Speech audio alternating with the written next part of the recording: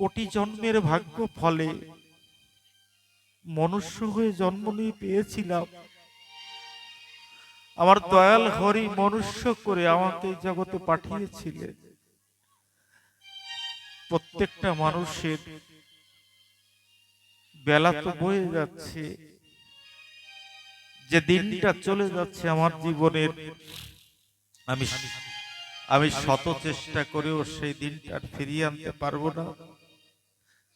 তবে একটা কথা কি জানেন ভক্তমণ্ডলী, মাতৃমণ্ডলী, সকাল হতে সন্ধ্যা পর্যন্ত, রাত্র পর্যন্ত সকল কর্ম সম্পাদন করে রাত্রে নিরালায় বসে একটু চিন্তা করবেন। এই জগতে যারা রিসার্চ করে দেখেছেন যে একটা মানুষ সকাল থেকে রাত্র পর্যন্ত ৩ লক্ষ কথা বলে, সেই ৩ লক্ষ কথার ভিতরে কবার আমি হরিনাম নিয়েছি, কবার আমি হরি কথা বলেছি, কবার আমি কৃষ্ণ কথা, ভাগবত কথা বলেছি জানেন? এই জগতে যে যাকে ভালোবাসে মা, তার কথাটা যদি কেউ বলে না, তা অপালক দৃষ্টিতে একাগ্র চিত্তে তার বদন পানে চেয়ে থাকে। আমার ভালোবাসার মানুষটার কথা সে আমাকে বারবার বলছে। যদি হরিকে আমি ভালোবেসে থাকি, তাহলে যে হরি কথা বলে, যে হরি নাম করে, তাকে দেখলে ভালো লাগে না? বলো না, ভালো লাগে না? আমার হরি সঙ্গীতের ভিতরে আছে বাবা, আমার হরিকে যে ভালোবাসে তার মতো আর বান্ধব নাই। সত্যি কথা লিখেছেন, সত্য কথা বলেছেন গানের মাধ্যমে, কেননা তিনি আমাকে এই জগতে পাঠিয়েছেন জানেন। আমি সৃষ্টি হওয়ার পূর্বে, আমি মাতৃ জঠরে যখনই জন্ম নিয়েছিলাম, যখন মাতৃ জঠরে আমি স্থান পেয়েছিলাম, আমি জন্ম নেওয়ার ৬ মাস পূর্বে দয়াল হরি আমার মাতৃস্তনে দুগ্ধের ভান্ডার দিয়ে দিয়েছিলেন, যে আমি জন্মমাত্র কি সেবা করব, সেই ব্যবস্থাটা তিনি করে এই জগতে আমাকে পাঠিয়েছিলেন। বলুন না, যিনি এত বড় ব্যবস্থা করে আমাকে সুন্দর ভুবনে পাঠালেন, তার প্রতি একটু মন চায় না যে তার নাম করে, তাকে একটু ভালোবাসি, তাকে একটু শ্রদ্ধা করি, তাকে একটু ভক্তি করি? জানেন, যে যাকে ভালোবাসে সেই নামের কোন একটা ব্যানারে যদি সেই নামটা লেখা থাকে না, সেই নামটা একবার নয় ১০ বার সেই ব্যানারে পড়ে যায়। আমার ভালোবাসার মানুষটার নাম লেখা রয়েছে। তাই আমরা যদি ভগবানকে ভালোবেসে থাকি, আমার দয়াল হরিকে যদি ভালোবেসে থাকি, আজ এই আসর থেকে এতটুক আদর্শ সবাই নিয়ে যাবেন। আজ ৩ দিবসীয় কথার, আজ বিশ্রাম দিবস, আজ বিশ্রাম হয়ে যাবে। আমরা কালী পূজা করি, দুর্গা পূজা করি, মহোৎসব করি, হরি সেবা করি, সুখ সেবা করি, বৈষ্ণব সেবা করি, হরি লীলামৃত পাঠ হয়, ভাগবত পাঠ হয়, গীতা পাঠ হয়, চৈতন্য চরিতামৃত পাঠ হয়, হরি লীলামৃত পাঠ হয়। আজ এখানে ৩ দিবসীয় পাঠের আয়োজন রেখেছিল, তাই তো মা? ৩ দিবসীয় পাঠ, আজ অন্তিম দিবস। আজ ৩ দিবস পর্যন্ত এখানে হরি নামে সকলে অশ্রুসিক্ত হয়ে হরি কথার মাধ্যমে আমরা কত সুন্দর ৩টি দিবস আমাদের অতিবাহিত হয়ে গেল। আগামী দিন আমি একটা অনুরোধ রেখে যাব আপনাদের কাছে, আগামী দিন সন্ধ্যাবেলায় আপনারা যারা গ্রামবাসী ভক্তবৃন্দ আছেন, একটু হাঁটতে হাঁটতে হাঁটতে হাঁটতে এই আঙিনায় একটু আসবেন। এসে কি দেখবেন জানেন?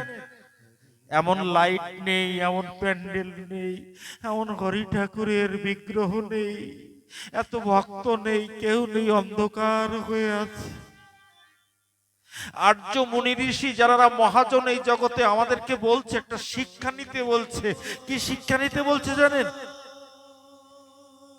এটা যেমন ৩ দিনের একটা প্যান্ডেল ৩ দিন পরে ভেঙে গেল, এই মনুষ্য জীবনটাও ঠিক 60 বছরের প্যান্ডেল,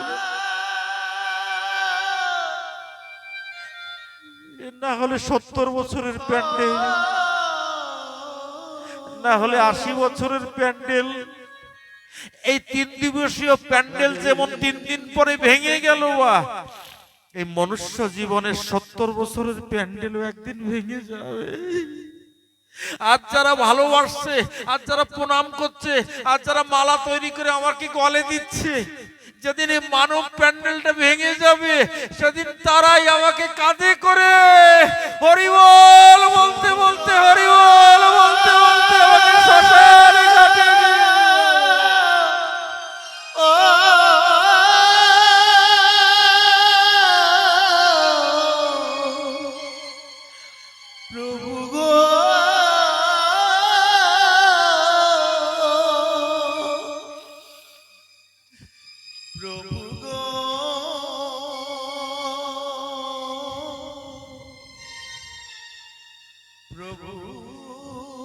মাগো, একটা বাস্তব পরীক্ষার কথা বলে যাই আপনাদের কাছে আজ এই ব্যাসপীঠে বসে। যেদিন সবাই আমাকে কাঁধে করে হরিনাম করতে করতে আমাকে নিয়ে যাবে, আমাকে হরিনাম করতে করতে যেদিন শ্মশান ঘাটে নিয়ে যাবে, মা একটা পরীক্ষা আমি বলে যাচ্ছি, একটু পরীক্ষা করে দেখবেন। সেদিন শ্মশান ঘাটে নিয়ে একটা সুচিতা সুসজ্জিত করে আমাকে কাঁধে করে নিয়ে সেই চিতার উপরে উঠিয়ে দিয়ে আমাকে অগ্নি সংযোগ করে আমাকে পুড়িয়ে ছাই করে দেবে। জানে, স্বজন বন্ধু বান্ধব স্ত্রী পুত্র পরিজন যারা সেই শ্মশান ঘাটে যাবে, আপনারা পরীক্ষা করে দেখবেন, দাউ দাউ করে চিতা জ্বলছে। আর সারা জীবনের প্যান্ডেল ভেঙে গেল, আজ দাউ দাউ করে যেখানে শ্মশান ঘাটে চিতাই জ্বলছে। কি বলবে জানেন মা? একটু পরীক্ষা করে দেখবেন, আমার কথাটা একটু মিলিয়ে দেবে। একটা মেটে কলসিতে জল পরিপূর্ণ করে, একটা মেটে কলসিতে জল পরিপূর্ণ করে একটা কুরুল দিয়ে মেটে কলসিটা ভেঙে কি বলবে জানেন?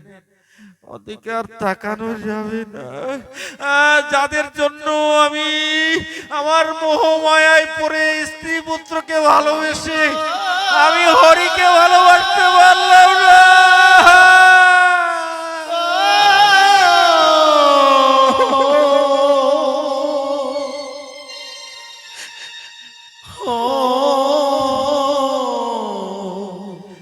আরে আমি হরিকে ভালোবাসতে পারলাম না, আজ তারা মেটে কলসিটা ভেঙে দিয়ে ডাক দিয়ে বলবে অধিকার কেউ তাকানো যাবে না, চলো আমরা বাড়ি ফিরে যাই। সেদিন আমার দয়াল হরি দুহাত পেতে বসে আছে, সবাই ভুলে গেলেও আমি তোর অপেক্ষায় বসে আছি, আমি তোর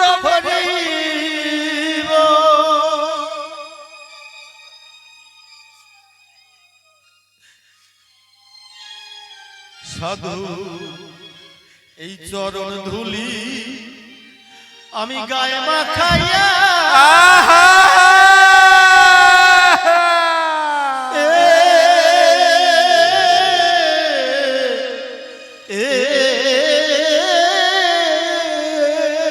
হরি বলো, হরি বলো, হরি বলো। আমার আশা যাওয়া এই পথ পুরা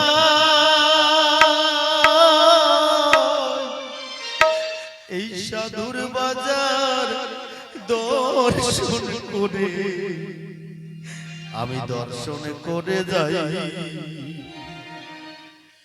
ভবের বাজার বাংবার আগে রে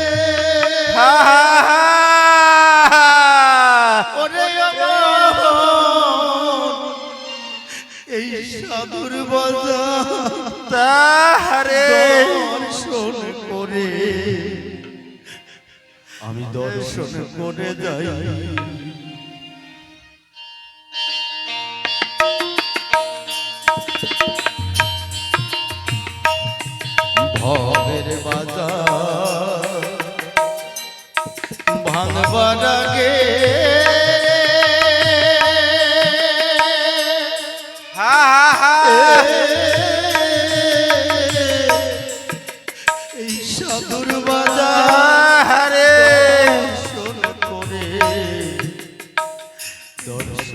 করে যাই সাধু চরণ ধুলি গায়ে মাখাইয়া আহারে হরি বলো হরি বলো হরি বলো ওরে আমার আশা আশা যাওয়া এই পথ পুরা হরি বলো হরি বলো সাধুর বাজার দর্শন করে যাই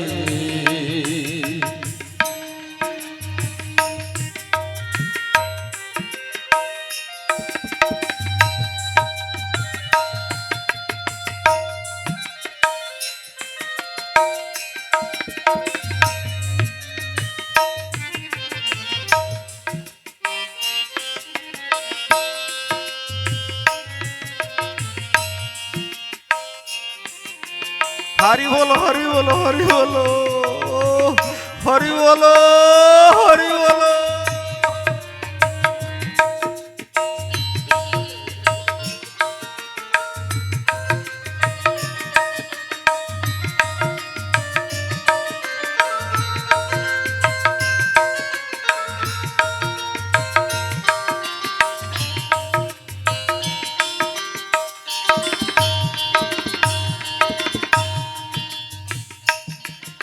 এই সাধুর বাজার দর্শন করলে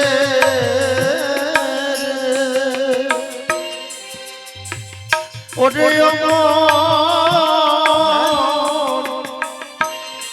যায় রে পিতা আহারে যায় রে পিতা জ্বালা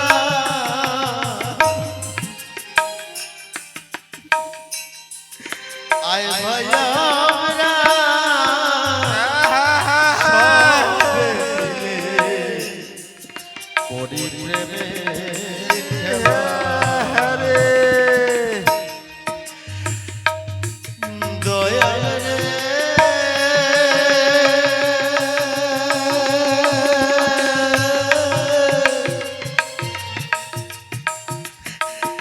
দয়াল রে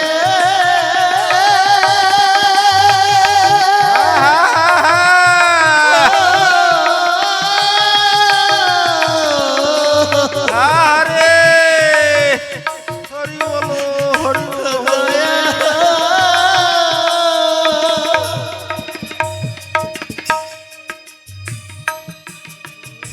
আরে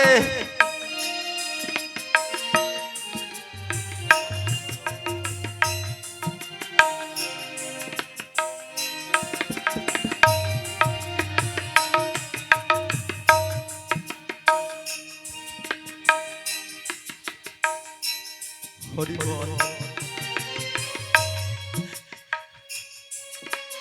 আরে কখন জানি বিদায়ের সুরে আরে আরে হরি বলো সেই বাঁশি বেজে ওঠে আরে আর বুঝি হবে না দেখা আরে এই কৃষ্ণ ভক্তের সনে হরি বলো হরি বলো হরি বলো কখন ভক্তমন্ডলী ভাতৃমন্ডলী কখন যেন ওর বিজয়ের সুর বেজে উঠবে বলো না মা কে বলতে পারে এই জগতে কখন আমার বিদায় হয়ে যেতে পারে কিছু তো আমার সঙ্গে যাবে না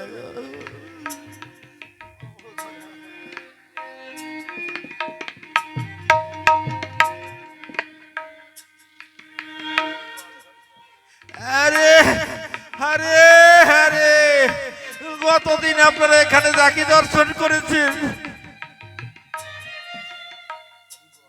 হরিভক্তের চরণ ধুলি দিয়ে আমার গোপাল সাধু অলকাকে ডেকে বলছে, অলকা রে,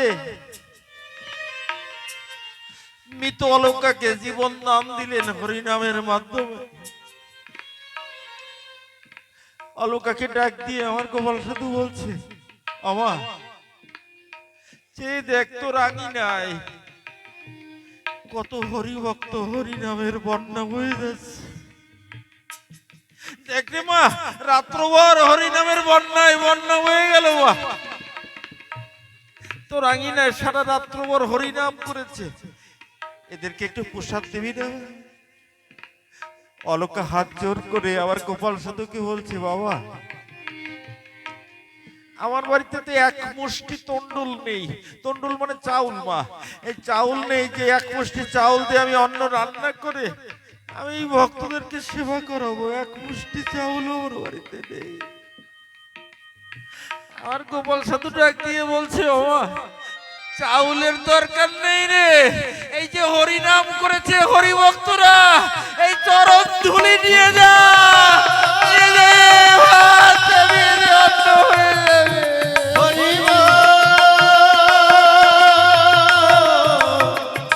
হরি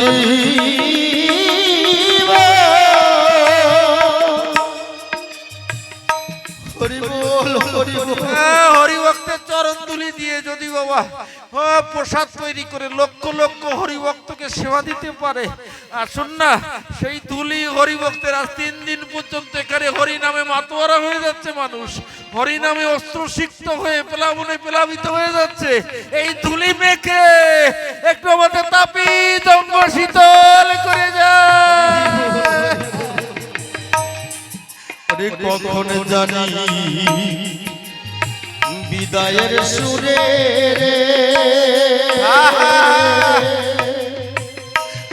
ওরে সেই বাঁশি বেজে হরে ওঠে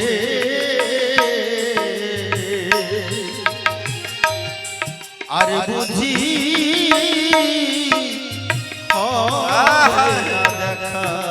হরিভক্ত শোনে, হরিভক্তের শোনে আহারে সাধুর চরণ পাব ধন্য হব। আহারে হরি বলো, হরি বলো, হরি বলো। মা একটু উলুদ ধরে যাও, একটু উলুদ ধরে যাও।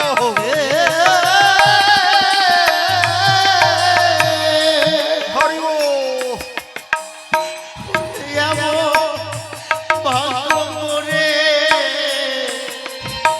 আমি আসি না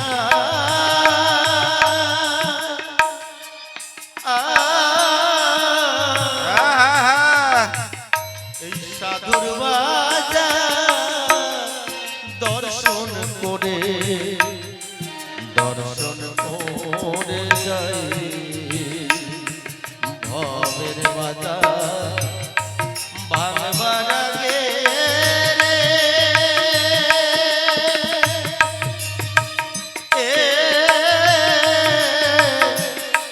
সাধুর বাজার দর্শন করে যায়।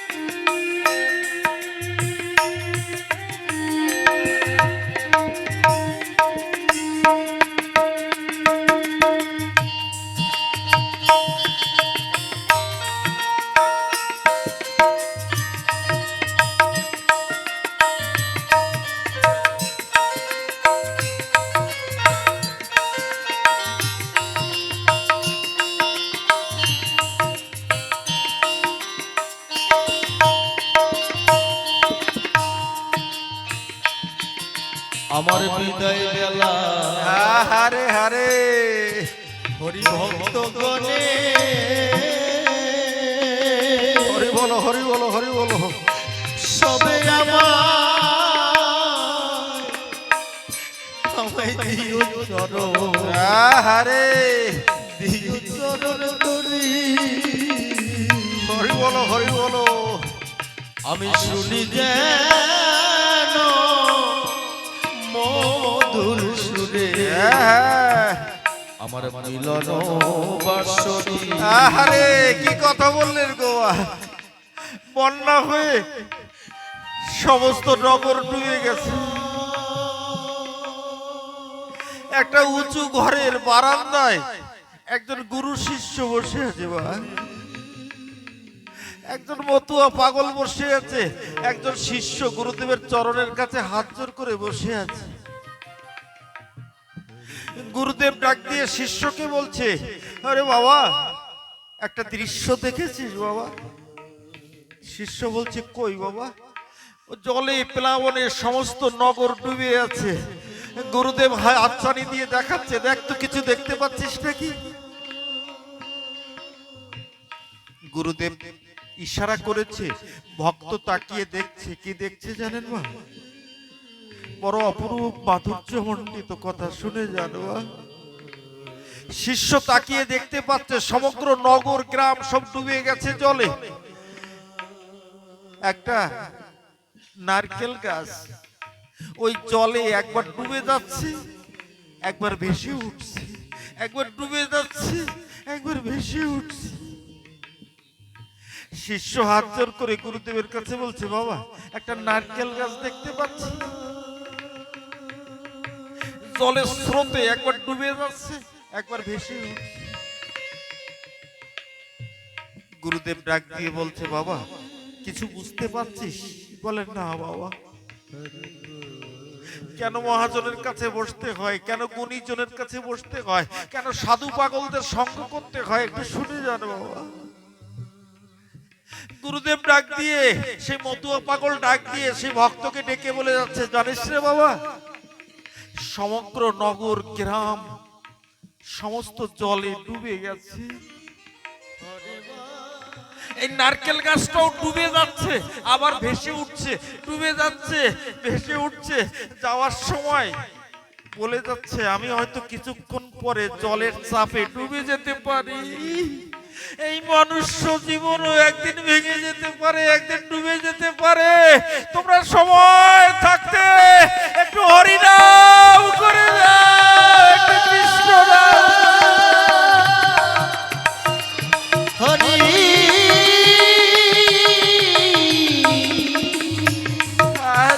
হরি হরি হরি হরি হরি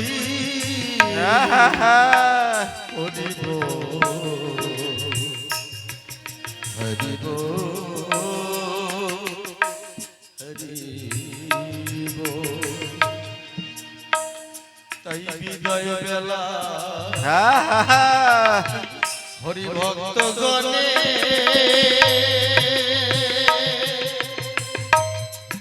তোমরা আমায় দিও চরণ, আরে দিও চরণ ধনি।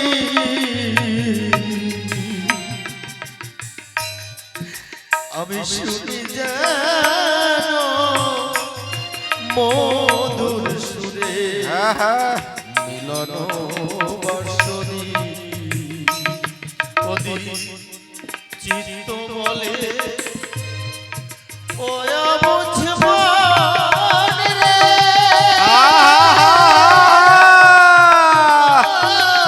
হরি বলো হরি বলো। ও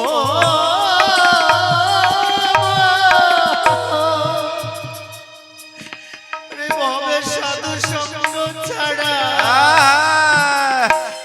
আর গতি নাই।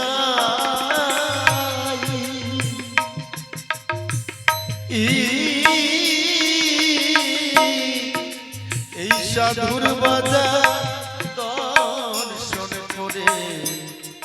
দর্শন করে যায় ভবের বাজার ভাঙবার আগে